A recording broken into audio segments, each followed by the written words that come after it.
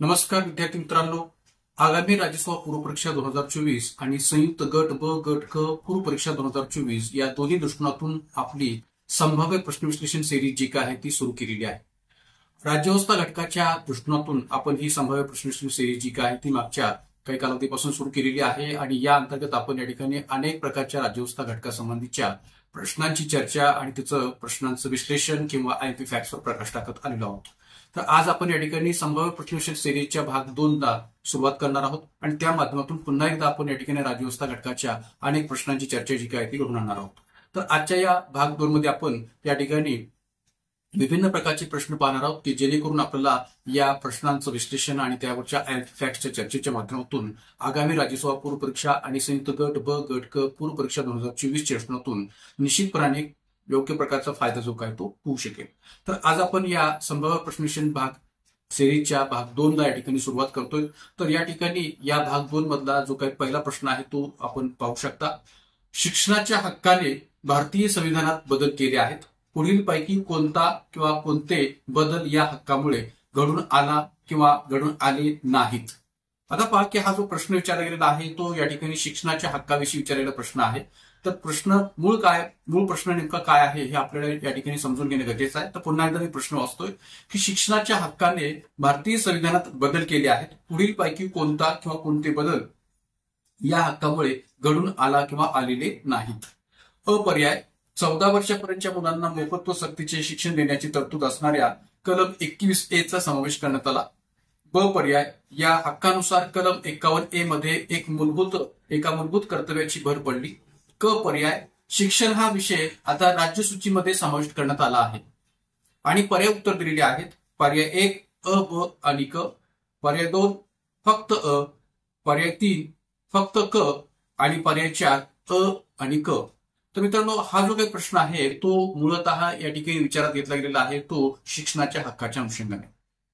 आपल्याला माहित असेल की भारतीय राज्यघटनेमध्ये शिक्षणाच्या हक्कासंबंधीची जी काही चर्चा आहे ती भारतीय राज्यघटनेच्या कलम 21A अंतर्गत केली गेलेली आहे.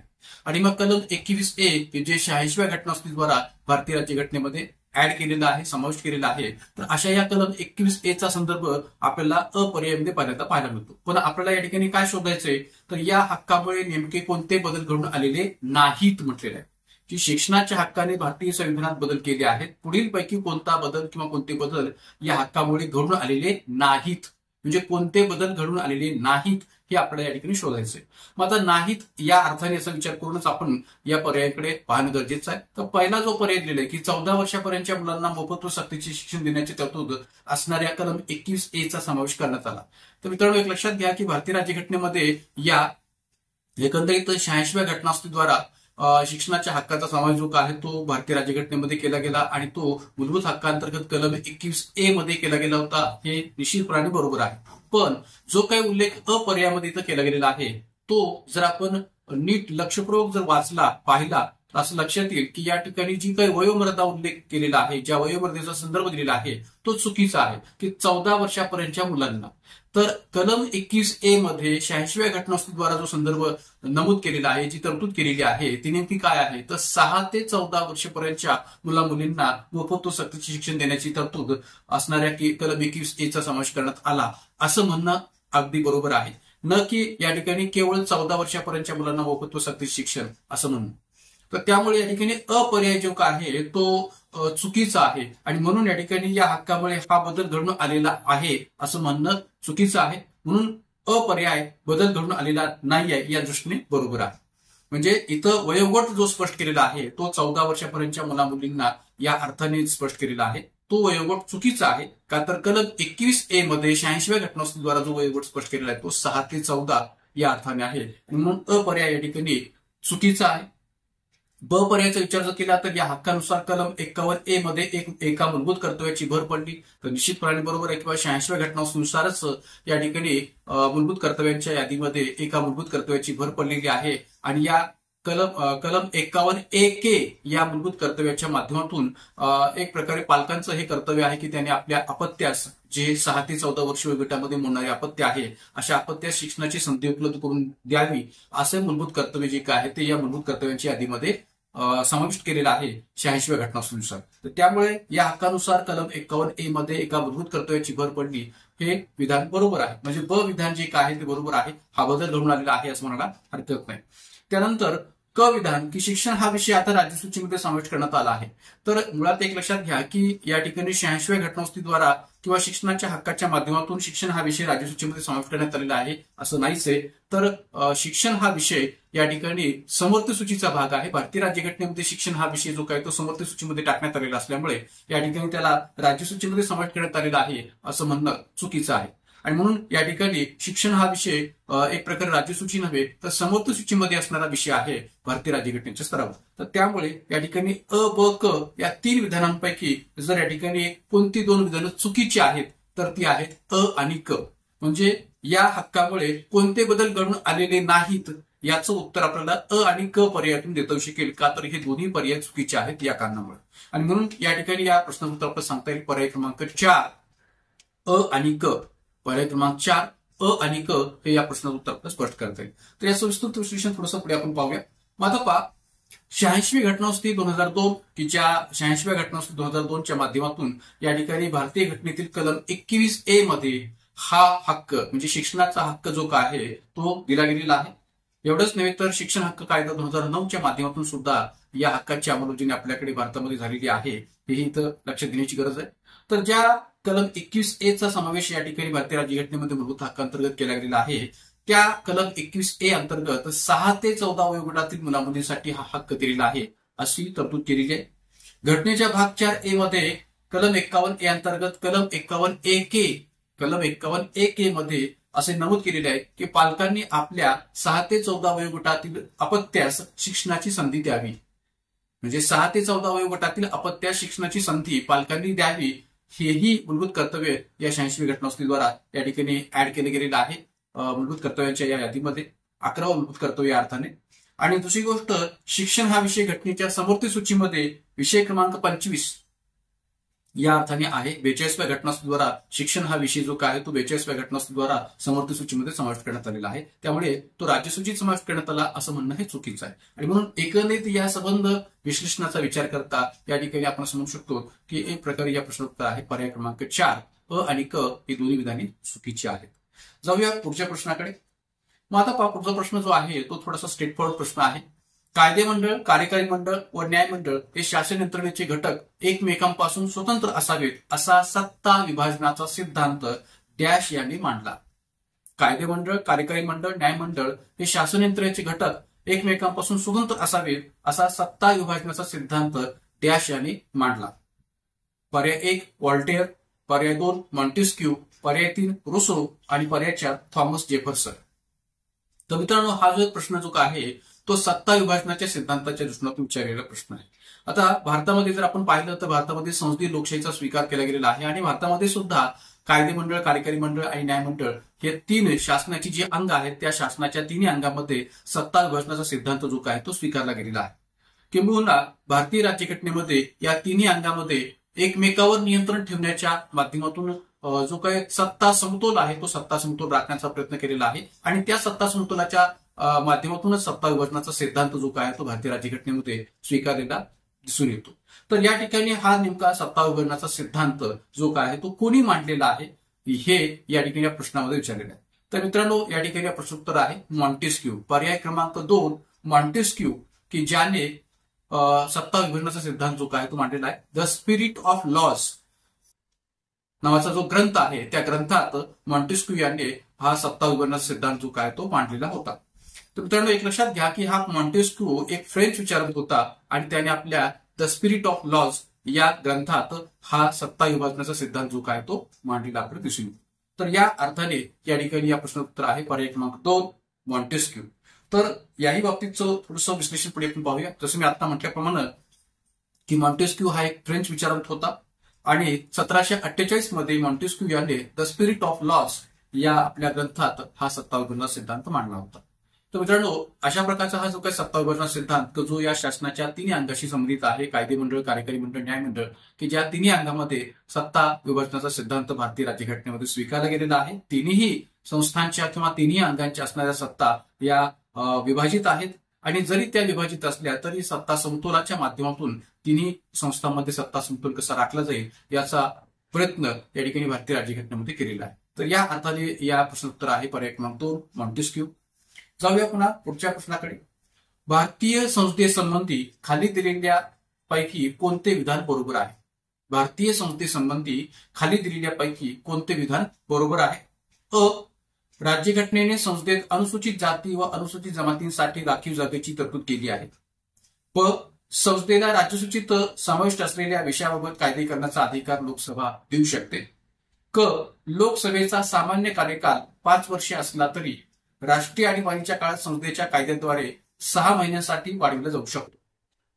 पर्याय उत्तरे फक्त अ, फक्त ब, पर्याय 3 फक्त क आणि पर्याय 4 वरीलपैकी एकही नाही. तर मित्रांनो, या ठिकाणी जो काही प्रश्न विचारला गेलेला आहे तो कशा प्रकारचा आहे तो पहा की भारतीय संसदेसंबंधी खाली दिलेल्यापैकी कोणते विधान बरोबर आहे किंवा आहेत. मग आता पहा की जी काही विधानं या भारतीय संसदेसंबंधी खाली दिलेली आहेत त्या अनुषंगाने आपल्याला कोणती विधाने बरोबर आहेत हे शोधायचं. मग आता पहिलं विधान जे दिलेलं आहे की राज्यघटनेने संसदेत अनुसूचित जाती आणि अनुसूचित जमातींसाठी राखीव जागेची तरतूद केलेली आहे. मग आता पहा की राज्यघटनेने प्रथमदर्शनी हे वाक्य आपण पाहिल्यानंतर बरोबर आहे असं म्हणू शकतो प्रथमदर्शनी पाहिल्यानंतर. पण नीट लक्षपूर्वक जर आपण वाचलं तर हे लक्षात घेण्याची गरज आहे की भारतीय राज्यघटनेमध्ये अनुसूचित जाती आणि अनुसूचित जमाती यांच्या राखीव जागेची तरतूद ही फक्त आणि फक्त लोकसभा आणि विधानसभा या सभागृहांच्या पुरतीच मर्यादित आहे. राज्यसभा किंवा विधान परिषदेच्या पातळीवर अशा प्रकारचं अनुसूचित जाती जमातींचं असणारं आरक्षण हे आपल्याला पाहायला मिळत नाही. पण या ठिकाणी जो उल्लेख केलेला आहे तो काय केलेला आहे विधानामध्ये की राज्यघटनेने संसदेत अनुसूचित जाती अनुसूचित जमातींसाठी राखीव जागेची तरतूद केलेली आहे. तर भारतीय राज्यघटनेमध्ये संसदेच्या दृष्टिकोनातून म्हणजे लोकसभा आणि राज्यसभा या दोन्ही सभागृहांच्या दृष्टिकोनातून अनुसूचित जाती आणि जमातींच्या राखीव जागेची तरतूद केलेली आहे का? नाहीये.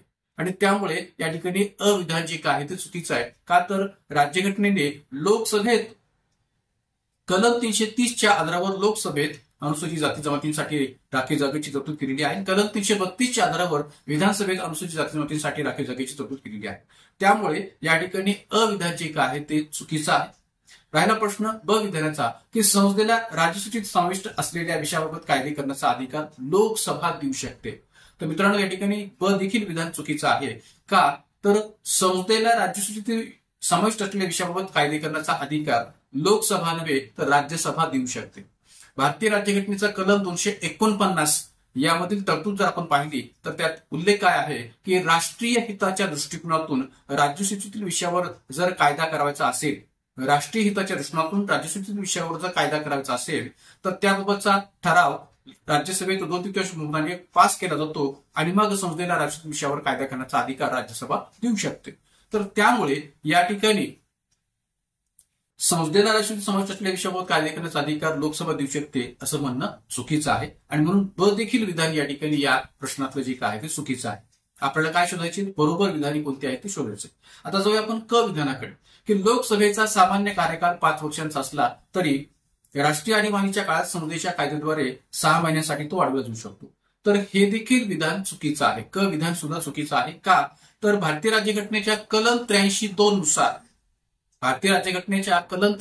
नुसार लोकसभेचा कार्यकाल हा सामान्य कार्यकाल 5 वर्ष असला तरी राष्ट्रीय आणीबाणीच्या काळात संसदेच्या कायद्याद्वारे अधिकाधिक 1 वर्षापर्यंत तो वाढवला जाईल अशी तरतूद या ठिकाणी कलम 83(2) मध्ये केलेली आहे. त्यामुळे 6 महिन्यांसाठी तो वाढवला जाऊ शकतो असं म्हणणं पूर्णतः चुकीचं आहे.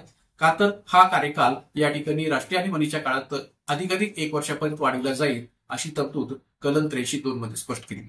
तर त्यामुळे या प्रश्नातली अ, ब, क ही तिन्ही विधाने या ठिकाणी चुकीची आहेत आणि म्हणून या ठिकाणी एकही विधान या प्रश्नातलं बरोबर नाहीये.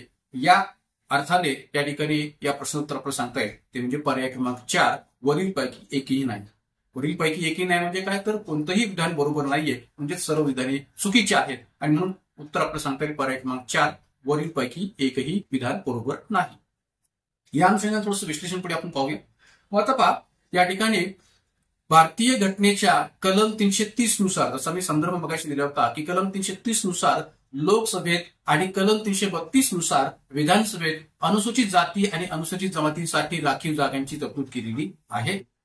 संसदेच्या पातळीवर तशी तरतूद आहे का? नाहीये. किंवा राज्यसभा या सभागृहाच्या बाबतीत तशी तरतूद आहे का? नाहीये. तर केवळ कलम 330 नुसार लोकसभा आणि कलम 332 नुसार विधानसभा या दोन्ही सभागृहांच्या पातळीवर अनुसूचित जाती जमातींसाठी राखीव जागेची तरतूद केलेली आहे. 104वी घटना असती की ज्यानुसार घटनेतील कलम 334 द्वारा अनुसूचित जाती आणि अनुसूचित जमातींच्या राखीव जागेची तरतूद ही 70 वर्षावरून 80 वर्षापर्यंत म्हणजेच 10 वर्षांनी वाढवली आहे आणि 25 जानेवारी 2030 पर्यंत आता कायम असणार आहे. तर ही जी काही 104वी घटना असते याचं विश्लेषण मी जिथे दिलेलं आहे ते मुद्दाम दिलेलं आहे किंवा जेणेकरून आपल्याला 104वी घटना असण्याचा संदर्भ सुद्धा या प्रश्नाच्या अनुषंगाने माहिती असावा. आणि म्हणून या ठिकाणी कलम 334 द्वारा या अनुसूचित जाती आणि जमातींच्या राखीव जागेची तरतूद आता 70 वर्षाहून 80 वर्षापर्यंत म्हणजेच 10 वर्षांनी वाढवलेली आहे आणि 25 जानेवारी 2030 पर्यंत हे आरक्षण आता कायम असणार आहे. त्याचबरोबर संसदेला राज्यसूचीत समाविष्ट असलेल्या विषयाबाबत कायदे करण्याचा अधिकार राज्यसभा देऊ शकते. म्हणजे एकंदरीत या ठिकाणी जसं मी मगाशी म्हटल्याप्रमाणे की कलम 249चा जो संदर्भ आहे या दृष्टीने तो खूप महत्वाचा आहे आणि म्हणूनच मी खाली उल्लेख जो केलेला आहे की कारण घटनेच्या कलम 249 नुसार राष्ट्रीय हिताच्या दृष्टिकोनातून राज्यसूचीतील एखाद्या विषयासंबंधी कायदा करणे आवश्यक आहे असे वाटल्यास राज्यसभा 2/3 बहुमताने तसा ठराव पास करते, मंजूर करते आणि त्यानंतरच भारतीय संसद त्या राज्यसूचीतील विषयासंबंधी कायदा संमत करू शकते असं म्हणायला लागलं. म्हणून कलम 249चा हा जो काही संदर्भ आहे तो सुद्धा या अधिकाराच्या दृष्टीने महत्वाचा आहे.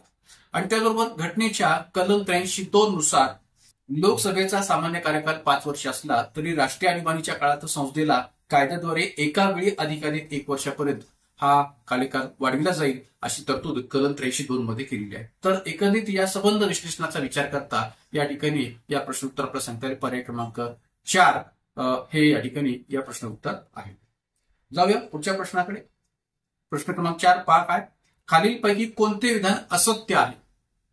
खालीलपैकी कोणते विधान असत्य आहे?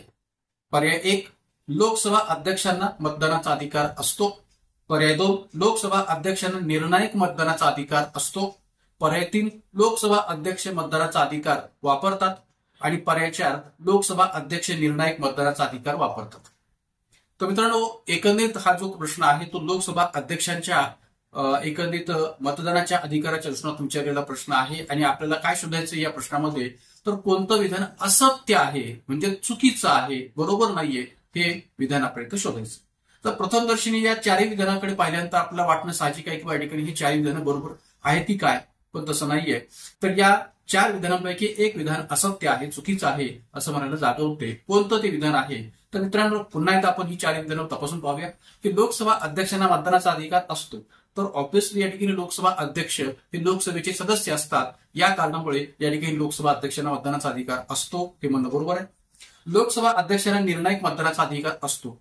तर लोकसभा अध्यक्षांना निर्णायक मतदानाचा अधिकार केव्हा वापरता येतो किंवा केव्हा असतो? तर एक लक्षात घ्या की जेव्हा एखाद्या विधेयकावर सत्ताधारी पक्ष आणि विरोधी पक्ष या दोघांकडूनही समसमान मते पडतात. जेव्हा एखाद्या विधेयकावर सत्ताधारी पक्ष आणि विरोधी पक्ष दोघांकडूनही समसमान मते पडतात तेव्हा लोकसभा अध्यक्ष आपल्या या निर्णायक मतदानाच्या अधिकाराचा वापर करतात किंवा या अनुषंगाने त्यांना लोकसभा अध्यक्षांना निर्णायक मतदानाचा अधिकार असतो असं म्हणणं बरोबर आहे, ज्याला आपण कास्टिंग वोट असं म्हणू शकतो. तर त्यामुळे लोकसभा अध्यक्षांना निर्णायक मतदानाचा अधिकार असतो आणि अशा या समसमान मते पडतात तेव्हा या ठिकाणी ते त्या अधिकाराचा वापर करतात हे म्हणणं सुद्धा बरोबर आहे. मग आता फक्त या ठिकाणी पर्याय क्रमांक 3 उरतो की जो योग्य की अयोग्य आपल्याला तपासणं गरजेचं आहे. तर लोकसभा अध्यक्ष मतदानाचा अधिकार वापरतात. तर मित्रांनो जसं मी मागाशी म्हटलं पर्याय 1च्या स्तरावर की लोकसभा अध्यक्षांना मतदानाचा अधिकार असतो तर निश्चितपणे असतो आणि एक प्रकारे ते लोकसभा सदस्य असतात म्हणून त्यांना मतदानाचा अधिकार असतो असं म्हणणं बरोबर आहे. पण ते प्रत्यक्षात लोकसभा अध्यक्ष या नात्याने मतदानाचा अधिकार वापरतात का? तर वापरत नाहीत. प्रत्यक्षतः लोकसभा अध्यक्ष हे मतदानाचा अधिकार असताना सुद्धा वापरत नाहीत. का? कारण की त्यांची भूमिका त्या पदावर असताना कशी आहे तर निपक्षपाती आहे आणि ती निपक्षपाती भूमिका कायम राहावी या हेतूने लोकसभा अध्यक्ष हे मतदानाचा अधिकार असताना सुद्धा वापरत नाहीत. कारण की लोकसभा अध्यक्ष जेव्हा लोकसभा अध्यक्षपदी येतात तेव्हा ते कोणत्याही राजकीय पक्षाचे नसतात. तर ते पूर्णपणे न्यूट्रल असतात, निपक्षपाती असतात. त्यांची भूमिका ही पूर्णपणे निपक्षपाती असणं गरजेचं असतं, ट्रान्सपरन्स असणं गरजेचं असतं आणि म्हणून या ठिकाणी ही निपक्षपाती भूमिका राज्यघटनेमध्ये अपेक्षित आहे आणि या राज्यघटनेतल्या निपक्षपाती भूमिकेचा विचार करता लोकसभा अध्यक्ष यांना मतदानाचा अधिकार जरी असला तरी ते वापरत नाहीत. आजपर्यंत कोणत्याही लोकसभा अध्यक्षाने अशा प्रकारचा मतदानाचा अधिकार जो काय तो वापरलेला नाहीये. मित्रांनो, एक गोष्ट इथं आपण चांगल्या पद्धतीने लक्षात ठेवा की 14व्या लोकसभेचे अध्यक्ष सोमनाथ चॅटर्जी, 14व्या लोकसभेचे अध्यक्ष असलेले सोमनाथ चॅटर्जी यांच्या कार्यकाळात असा एक प्रसंग उपस्थित झाला होता, अशी एक परिस्थिती उपस्थित झाली होती की तत्कालीन मनमोहन सिंग सरकारने म्हणजे 2000 एक प्रकारे 4 ते 9 या कालखंडामध्ये जी काही 14वी लोकसभा होती, 2004 ते 9 या कालखंडातल्या 14व्या लोकसभेच्या कालखंडामध्ये सोमनाथ चॅटर्जी हे लोकसभेचे अध्यक्ष होते आणि त्यावेळेस मनमोहन सिंग सरकारने अमेरिकेबरोबर अणुकरारासंबंधीचा जो काही एक प्रकारे डील केली होती, तर त्या अणुकराराच्या डीलला मार्क्सवादी कम्युनिस्ट पक्षाचा किंवा एकत्रित कम्युनिस्ट पक्षांचा विरोध होता. आणि मग अशा वेळेस मार्क्सवादी कम्युनिस्ट पक्षाचे जे काही तत्कालीन सचिव होते, महासचिव होते एक प्रकारे प्रकाश कारंत, तर या प्रकाश कारंत यांनी सोमनाथ चॅटर्जी यांना अशी सूचना केली होती की आपण या लोकसभा अध्यक्ष या नात्याने मतदानाच्या अधिकाराचा वापर करावा आणि या अणुकराराचा विरोध करावा. पण सोमनाथ चॅटर्जी हे मार्क्सवादी कम्युनिस्ट पक्षाचे सदस्य असताना सुद्धा किंवा नेते असताना सुद्धा या ठिकाणी त्यांनी या भारतीय राज्यघटनेतल्या लोकसभा अध्यक्षपदाच्या निपक्षपाती भूमिकेचा विचार करता पक्षाकडून किंवा पक्षाच्या सचिवाकडून सांगितलेलं असताना सुद्धा आपल्या मतदानाच्या अधिकाराचा वापर केला नाही आणि आपली निपक्ष भूमिका अध्यक्षपदावरची कशी असते हे दाखवून दिलं होतं. तर आपल्याकडे अशा काही प्रसंग किंवा घटनाही घडून गेलेल्या आहेत की ज्या परिस्थितीमध्ये या ठिकाणी लोकसभा अध्यक्षांनी आपली ही निपक्ष भूमिका राखलेली दिसून येते. आता भले या ठिकाणी सध्याच्या परिस्थितीमध्ये ओम बिर्ला या लोकसभा अध्यक्षांविषयी जे काही निपक्षपाती दृष्टिकोनातून त्यांची भूमिका असणं गरजेचं आहे याच्यावर अनेक प्रकारची टीका टिप्पणी केली जाते, पण या ठिकाणी मतदानाच्या अधिकाराच्या दृष्टीने जर विचार केला तर अजून तरी या ठिकाणी कोणत्याही लोकसभा अध्यक्षांनी अशा मतदानाच्या अधिकाराचा वापर केलेला आहे असं म्हणता येत नाही. का तर त्याची ती निपक्षपाती भूमिका असते आणि म्हणून या ठिकाणी एक प्रकारे इथं पर्याय क्रमांक 3 हे या प्रश्नाचं उत्तर आहे की लोकसभा अध्यक्ष मतदानाचा अधिकार वापरतात हे असत्य आहे, चुकीचं आहे. कारण की त्यांची निपक्षपाती भूमिका ही भारतीय राज्यघटनेमध्ये अपेक्षित असल्यामुळे त्यांच्याकडून अशा प्रकारच्या मतदानाच्या अधिकाराचा वापर होत नाही किंवा आजपर्यंत तो तसं पण केलेला नाही. तर मित्रांनो, या ठिकाणी एकंदरीत या 4थ्या प्रश्नाच्या माध्यमातून आपल्याला हे लक्षात आलं असेल किंवा या प्रश्नाचं उत्तर आहे पर्याय क्रमांक 3.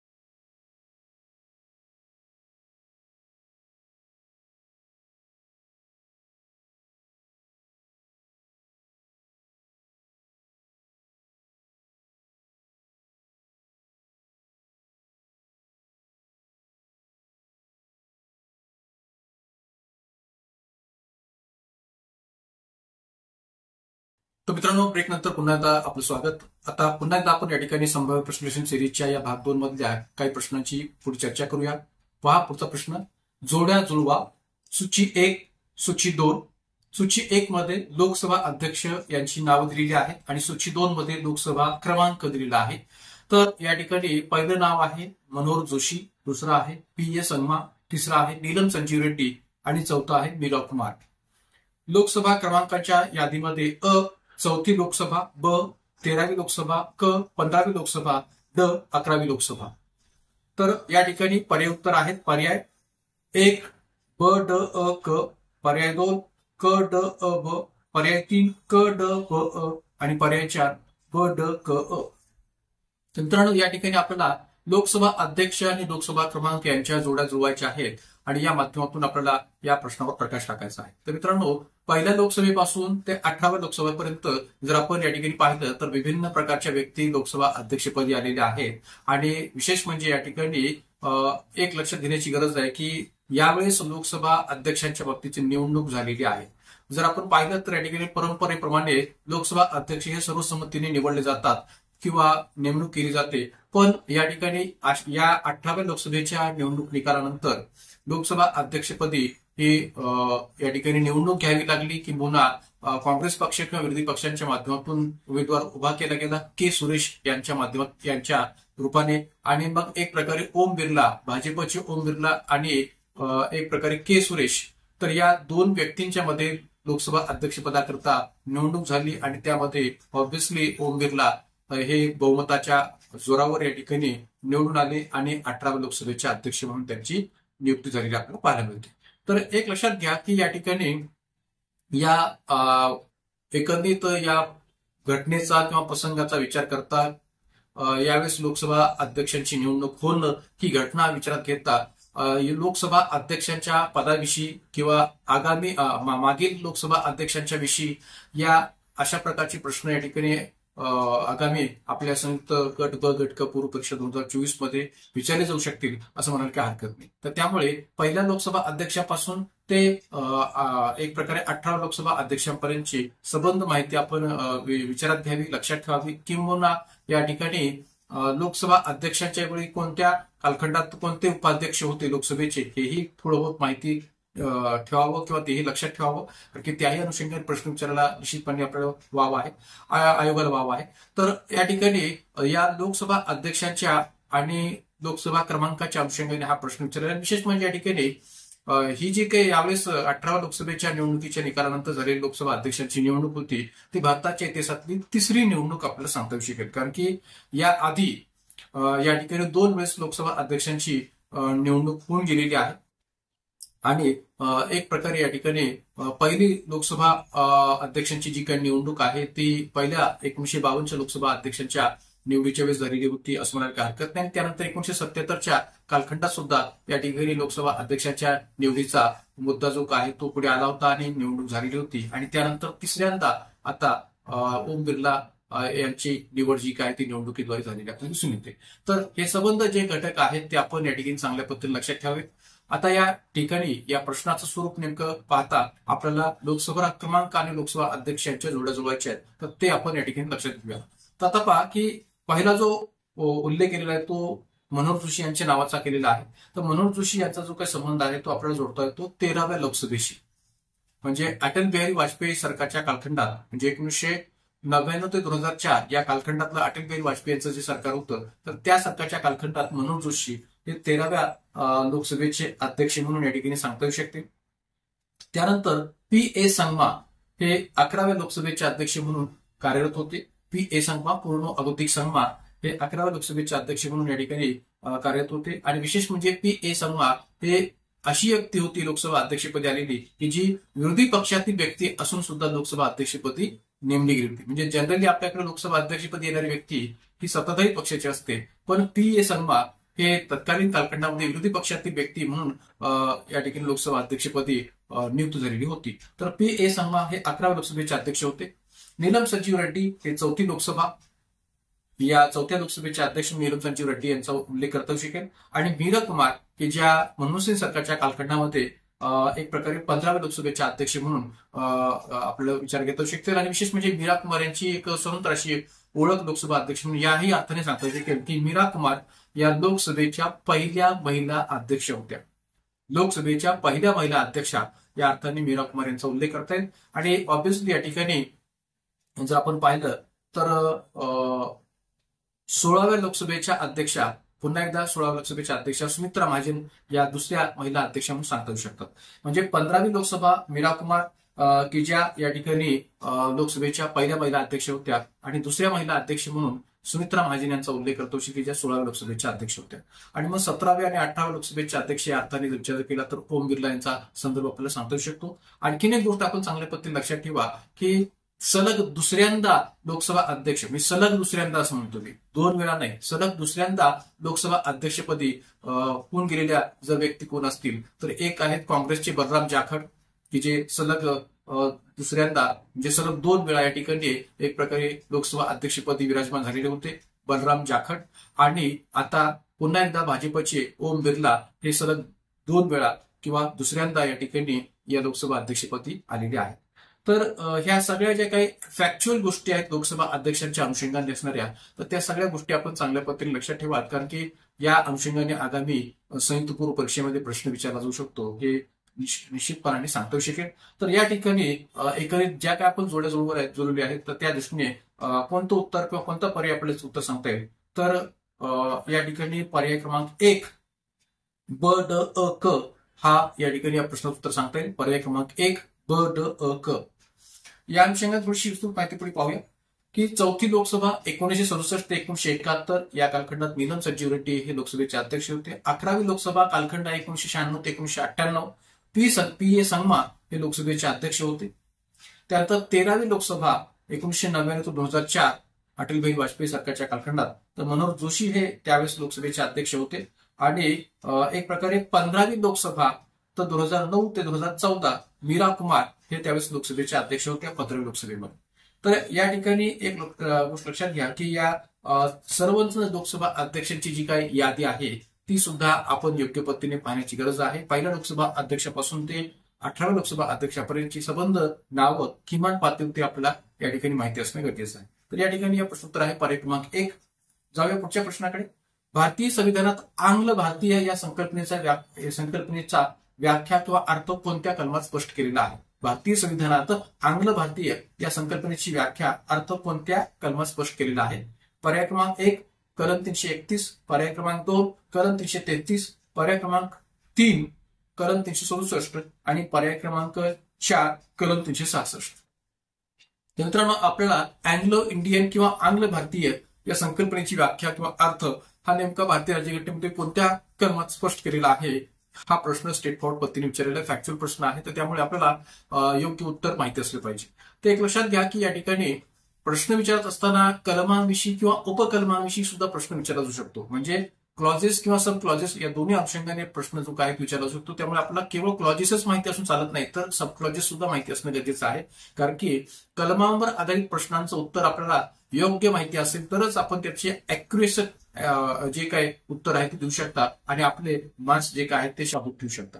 पण जर आपल्याला कलमांची या एक प्रकारे माहिती नसेल किंवा कलमांचं अॅक्युरेशन माहिती नसेल तर या ठिकाणी निश्चितपणे आपले मार्क्स जाऊ शकतात. त्यामुळे कलमावर आधारित प्रश्नांचं उत्तर देत असताना आपल्याला त्याची अॅक्युरेसी खूप कायम ठेवण्याची गरज आहे. तर या ठिकाणी आंग्ल भारतीय किंवा अँग्लो इंडियन या संकल्पनेचा अर्थ कोणत्या कलमात स्पष्ट केलेला आहे? तर भारतीय राज्यघटनेच्या कलम 366 अंतर्गत विभिन्न प्रकारच्या संज्ञांची व्याख्या किंवा अर्थ स्पष्ट केलेला आहे कलम 366 मध्ये. तर त्याच कलम 366(2) अंतर्गत उपकलम 366(2) मध्ये या ठिकाणी आंग्ल भारतीय किंवा अँग्लो इंडियन या संज्ञेची व्याख्या स्पष्ट केलेली आहे. तर त्यामुळे या ठिकाणी उत्तर आपल्याला सांगता येईल पर्याय क्रमांक 4 कलम 366 की आंग्ल भारतीय या संकल्पनेची व्याख्या किंवा अर्थ पर्याय क्रमांक 4 कलम 366 मध्ये या ठिकाणी स्पष्ट केलेला आहे. तर या अनुषंगाने थोडी विस्तृत माहिती किंवा विश्लेषण पुढे पाहूया. तर पहा, घटनेच्या कलम 366(2) नुसार आंग्ल भारतीय म्हणजे किंवा अँग्लो इंडियन म्हणजे नेमकं काय, त्याची व्याख्या काय, त्याचा अर्थ काय हे पुढे मी स्पष्ट केलेलं आहे की जसं घटनेमध्ये दिलेली आहे त्याची व्याख्या त्याच अर्थाने याचा संदर्भ स्पष्ट करतोय की कलम 366 नुसार आंग्ल भारतीय म्हणजे ज्या व्यक्तीच्या प्रजनकांपैकी पिता किंवा पुरुष परंपरेतील अन्य कोणीही मूळचा युरोपीय आहे किंवा होता, पण जी व्यक्ती भारताच्या राज्यक्षेत्राच्या आत आदिवासी आहे आणि अशा राज्यक्षेत्रात केवळ तात्कालिक प्रयोजनांसाठी स्थायिक झालेल्या नव्हे तर त्यात नित्यशः रहिवासी असलेल्या मातापित्याच्या पोटी जी जन्मली आहे किंवा होती ती व्यक्ती असा आहे. आता मित्रांनो, ही जी काही परिभाषा किंवा व्याख्या किंवा अर्थ जो आंग्ल भारतीय संकल्पनेचा इथं स्पष्ट केलेला आहे घटनेत, तर तो पूर्णपणाने या ठिकाणी कायदेशीर भाषेमध्ये किंवा पूर्णपणाने घटनेच्या भाषेमध्ये दिलेला हा संदर्भ आहे. चला आपण याला जर आपण या ठिकाणी एक प्रकारे साध्या भाषेत सोप्या भाषेचं समजून घ्यायचं तर आपण असं म्हणता येऊ शकेल की ज्या व्यक्तीच्या प्रजनकांपैकी म्हणजे माता पितांपैकी पिता किंवा पुरुष हा जर युरोपीय आहे किंवा होता, परंपरेतील अन्य कोणीही या ठिकाणी पुरुष परंपरेतील अन्य कोणीही जर का मूळचा युरोपीय आहे किंवा होता म्हणजे मूळचा युरोपीय असावा किंवा होता, अशी व्यक्ती भारताच्या राज्यक्षेत्रात आदिवासी आहे म्हणजे डोमिसाईल आहे आणि अशा राज्यक्षेत्रात केवळ तात्कालिक प्रयोजनांसाठी स्थायिक झालेल्या नव्हे, म्हणजे तात्पुरत्या कारणासाठी त्या स्थायिक झालेल्या आहेत का, तर तसं नव्हे, तर त्या नित्यशः रहिवासी आहेत म्हणजे त्या कायम रहिवासी आहेत. अशा माता पित्याच्या पोटी जी व्यक्ती जन्माला आलेली आहे किंवा जन्माला आलेली होती ती व्यक्ती म्हणजे आंग्ल भारतीय असा त्याचा अर्थ. तर बहुतांश विद्यार्थी याचा अर्थ असाही करतात की राहुल गांधी हा पण आंग्ल भारतीय आहे की काय, तर तसं नाहीये. या ठिकाणी तुम्ही जर व्याख्या जर पाहिली तर आपल्याला काय उल्लेख केलेला आहे की ज्या व्यक्तीच्या प्रजनकांपैकी पिता किंवा पुरुष परंपरेतील अन्य कोणीही मूळचा युरोपीय आहे किंवा होता. राहुल गांधी यांचे पिता जर आपण पाहिले तर ते भारतीय होते, आई त्यांची इटालियन आहे, पण या ठिकाणी पिता हे भारतीय आहेत. तर त्यामुळे राहुल गांधींचा संदर्भ इथं आपण लागू करू शकत नाही, पण काही विद्यार्थी या ठिकाणी तसा अर्थ घेतात. तर ही जी काही कलम 362 मध्ये दिलेली आंग्ल भारतीय किंवा अँग्लो इंडियनची संकल्पना जी आहे ती या अर्थाने स्पष्ट केलेली आहे भारतीय राज्यघटनेमध्ये कलम 362 अंतर्गत. तर याशिवाय या अँग्लो इंडियनच्या बाबतीत सुद्धा जे काही आपल्याकडे भारतीय राज्यघटनेमध्ये लोकसभेअंतर्गत 2 जागांचं आरक्षण आणि विधानसभेमध्ये 1 जागेचं आरक्षण दिलं जात होतं ते आता 104व्या घटनावलीद्वारा रद्द केले गेलेलं आहे. त्याचाही संदर्भ आपण थोडक्यात पुढे पाहूया. 104व्या घटनावलीद्वारे झालेली दुरुस्ती की जी कलम 331, कारण की आपण पर्यायामध्ये कलम 331 आणि कलम 333चा संदर्भ पाहिलेला आहे, तर कलम 331 लोकसभेमध्ये अँग्लो इंडियन जागांची जी काही आरक्षण आहे किंवा नामनिर्देशन जे आहे ते 2 जागांचं राहायचं आणि कलम 333 नुसार विधानसभेत अँग्लो इंडियन जागांचं जे काही आरक्षण आहे ते 1 जागेचं असायचं किंवा नामनिर्देशन जे काय ते राज्यपालाने 1 जागेचं करता येत होतं. मित्रांनो, आता आणखीन एक गोष्ट लक्षात ठेवा की 23वी घटनावली 1969 द्वारे कलम 333 अंतर्गत विधानसभेच्या स्तरावर 1 जागेचं आरक्षण अँग्लो इंडियन समाजाला दिलं जावं किंवा नामनिर्देशन केलं जावं ही तरतूद केलेली होती. कोणत्या घटनावलीद्वारा? 23व्या घटनावलीद्वारा ही तरतूद केलेली होती कलम 333 मध्ये. पण या दोन्ही तरतुदी म्हणजे कलम 331 आणि कलम 333 या दोन्ही तरतुदी आता 104व्या घटनावलीद्वारा निरसित केलेल्या आहेत, रद्द केलेल्या आहेत आणि त्यामुळे ही दोन्ही कलम आता रद्द केलेली आहेत. यापुढे अँग्लो इंडियन संस्थांची नियुक्ती राष्ट्रपतीद्वारा लोकसभेत आणि राज्यपालाद्वारे विधानसभेत होणार नाही, हे आता 104व्या घटनावलीद्वारा स्पष्ट झालेलं आहे. त्यामुळे ही 104वी घटनावली कलम 331 आणि 333 या दोन्ही कलमांच्या दृष्टीने चांगल्या पद्धतीने लक्षात ठेवा. जाऊया पुढच्या प्रश्नाकडे. 7वा प्रश्न पहा. लोकसभेविषयीची कोणती विधाने सत्य आहेत? लोकसभेविषयीची कोणती विधाने सत्य आहेत? पर्याय ए, ती संसद बाह्य हस्तक्षेपापासून मुक्त आहे. पर्याय बी, केवळ तिलाच केंद्र पातळीवर कायदे करण्याचा सर्वोच्च अधिकार आहे. पर्याय सी, ती सर्वस्वी सार्वभौम आहे आणि पर्याय डी, ती जनतेला उत्तरदायी आहे. पर्याय उत्तरे: 1 पर्याय 1 ए आणि बी, पर्याय 2 बी सी आणि डी, पर्याय 3 ए बी आणि सी, पर्याय 4 ए आणि डी. तर मित्रांनो, लोकसभेविषयी कोणती विधाने सत्य आहेत या अर्थाने हा प्रश्न विचारला गेलेला आहे आणि आपल्याला या 4 विधानांपैकी कोणतं विधान सत्य आहे हे शोधायचं. कशाविषयी? तर लोकसभेविषयी. तर पहिलं विधान दिलेलं आहे की ती संसद बाह्य हस्तक्षेपापासून मुक्त आहे. मित्रांनो, एक लक्षात घ्या की संसद असो अथवा लोकसभा असो ती संसद बाह्य हस्तक्षेपापासून मुक्त आहे.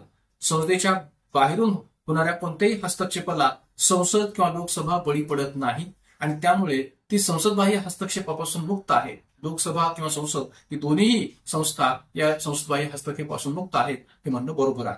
त्यामुळे ए विधान हे सत्य आहे. बी विधान, केवळ तिलाच म्हणजे कुणाला? तर लोकसभेलाच केंद्र पातळीवर कायदे करण्याचा सर्वोच्च अधिकार आहे. मात्र आता बी विधान जे काय आहे ते असत्य आहे, चुकीचं आहे. का? तर केवळ लोकसभेलाच भारताच्या घटनेमध्ये केंद्रीय पातळीवर कायदे करण्याचा सर्वोच्च अधिकार दिलेला आहे असं म्हणणं पूर्णतः चुकीचं आहे. का? कारण की भारतीय राज्यघटनेच्या कलम 79चा संदर्भ जर आपण पाहिला तर काय दिलेला आहे की संघ राज्याकरता एक संसद असेल की जी राष्ट्रपती अनुक्रमे राज्यसभा आणि लोकसभा या दोन सभागृहांच्या माध्यमातून बनलेली असेल.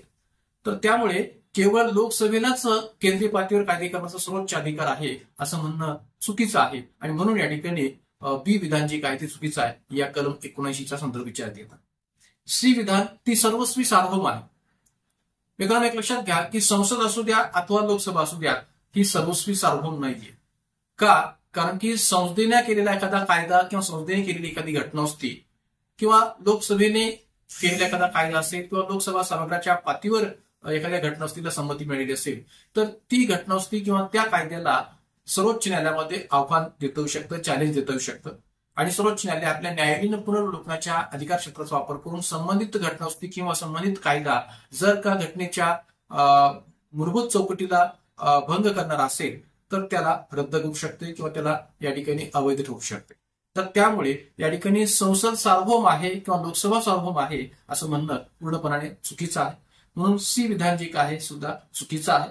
त्यानंतर डी ती जनतेला उत्तरदायी आहे. लोकसभा ही जनतेला उत्तरदायी आहे का? तर निश्चितपणे लोकसभा ही जनतेला उत्तरदायी आहे. का? तर लोकसभेमध्ये निवडून दिले जाणारे प्रतिनिधी हे जनतेकडून निवडून दिलेले प्रतिनिधी असतात, प्रत्यक्ष जनतेकडून निवडून दिलेले प्रतिनिधी असतात आणि त्यामुळे हे जनतेने निवडून दिलेले प्रतिनिधी हे जनतेप्रती उत्तरदायी असणं साहजिक असतं आणि म्हणून या ठिकाणी लोकसभा ही जनतेला उत्तरदायी आहे असं म्हणायला जागा होते. म्हणजे भारतीय राज्यघटनेमध्ये कलम 75(3) नुसार लोकसभा ही म्हणजे एक प्रकारे सरकार जे काय आहे ते लोकसभेला उत्तरदायी असतं अशी जी काही तरतूद केलेली आहे त्याचा विचार करता आणि एकंदरीत या ठिकाणी लोकसभेतील सदस्यांचा विचार करता हे सर्वच घटक या ठिकाणी जनतेला उत्तरदायी असतात असं म्हणणं या ठिकाणी बरोबर आहे.